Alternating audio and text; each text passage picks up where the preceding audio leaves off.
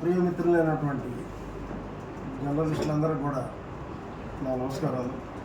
అధికారం శాస్త్రం కాదు, మొత్తం పదవి శాస్త్రం కాదు, అధికారులు మాత్రం శాస్త్రం. ఇక్కడే వరకు వారిని గౌరవించే నేర్చుకోవాలి.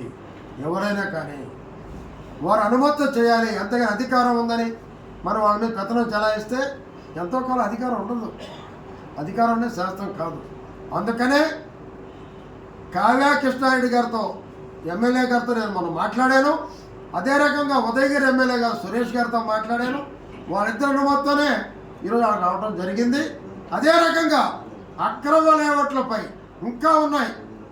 మొత్తం వచ్చి వాటి కావాలి రూరల్ కానీ అన్నింటిలో ఎమ్మెల్యే గారు కావ్య కృష్ణారెడ్డి గారితో మాట్లాడి, మళ్ళీ చెప్తున్నానండి రెండోసారి కూడా, ఎమ్మెల్యే గారు కావ్య కృష్ణారెడ్డి గారితో చర్చించి వాటి మీద కఠిన నిర్ణయాలు తీసుకోవడం జరుగుతుందని చెప్పి మీకు తెలియజేస్తూ 28 ఎకరాల అక్రమ లేఅవుట్లు ఉన్నాయని ఇక్కడ అధికారులు ప్రెస్ మీట్ పెట్టి చెప్పారు.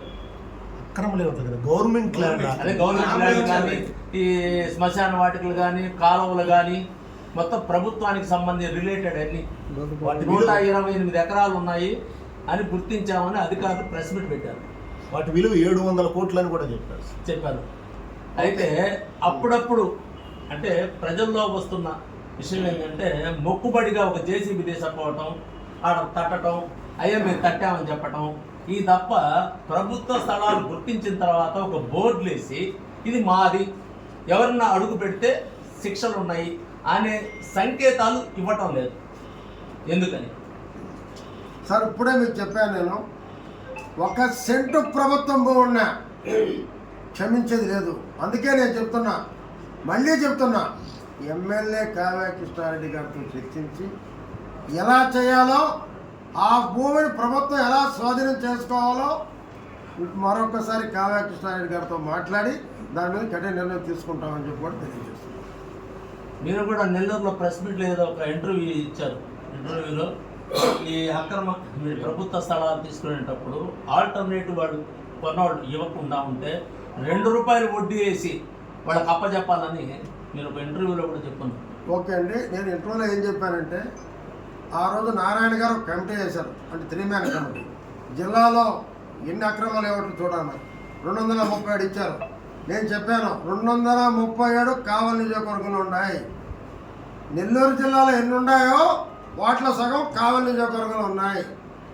అవి కొట్టినోళ్ళు ఎలా చేస్తారని ప్రశ్నలు అడిగితే, ఆడు కొన్నోళ్ళు ఏం కావాలని అడిగితే, నిజంగా నా బోర్డు కొని ఉంటాడండి, నేను బాధపడతానండి. ఆ కొన్న వ్యక్తికి ఏం చేయాలంటే, ఎవరైతే అమ్మారో అమ్మిన వాళ్ళు ₹2 వడ్డీతో తిరిగి చెల్లించాలండి. వాళ్ళు బాబు సొమ్మ అంటే గవర్నమెంట్ స్థలం వేసుకుని అమ్ముకున్న దానికి వాళ్ళు బాబు సొమ్మ అని అడుగుతున్నా. నా కాడ కూడా చాలామంది రకరకాలుగా వచ్చారు, నా కాడ పంపించారు నాతో మాడాలని. నా వాకిట్లో అడుగు పెట్టేదానికి కూడా లేదన్నారు. ఎందుకంటే గతంలో మీకు తెలుసు, ఈ కావెల్లో పార్టీ ఓడిపోయిన నెలకి ఏం జరిగిందో మీకు తెలుసు. ఆ నెలలో నేను ఒక్కనే వచ్చి ఎంతమందిని బయటికి లాగారో మీకు తెలుసు. ఆ రోజు నేను మర్చిపోలేదు. ఇది కక్ష సాధింపు అయితే కాదండి, ప్రభుత్వ భూమి ప్రభుత్వానికే రావాలి.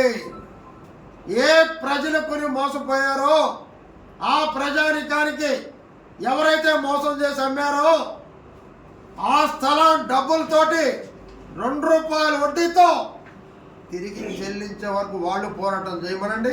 వాళ్ళతోటి నేను నిలబడతానని కూడా తెలియజేస్తున్నాను.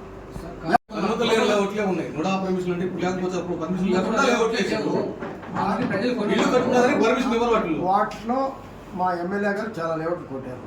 అంటే జిల్లాలో వాస్తవంగా చెప్పాలంటే నేను ఆయన మెచ్చుకుంటున్నాను. ఆయన గొప్ప వ్యక్తి.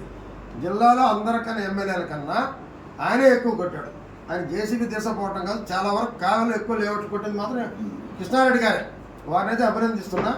ఇంకా మిగిలిండే మాత్రం అదే మీకు ఇప్పుడు చెప్పాను, అక్రమ లేఅవుట్లు రేపు ఎమ్మెల్యే గారితో చర్చించి ప్రభుత్వ భూములతోటి అక్రమ లేఅవుట్లు కూడా ఎమ్మెల్యే గారితో మాట్లాడి దాని మీద కఠిన నిర్ణయాలు తీసుకుంటాం.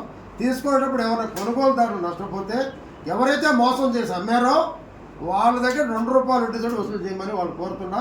వాళ్ళ పక్షాన్ని నేను నిలబడదని సిద్ధం. నేను మాటిస్తే ఎట్టుంటుందో మీ అందరూ బాగా తెలుసు. నేను వస్తే అడుగు ముందుకేస్తే వెనక్కి వేయనని మీకు తెలుసు. దయచేసి అర్థం చేసుకోండి. మీ కోఆపరేషన్ కావాలి, తప్పకుండా ఆయన కావాలి.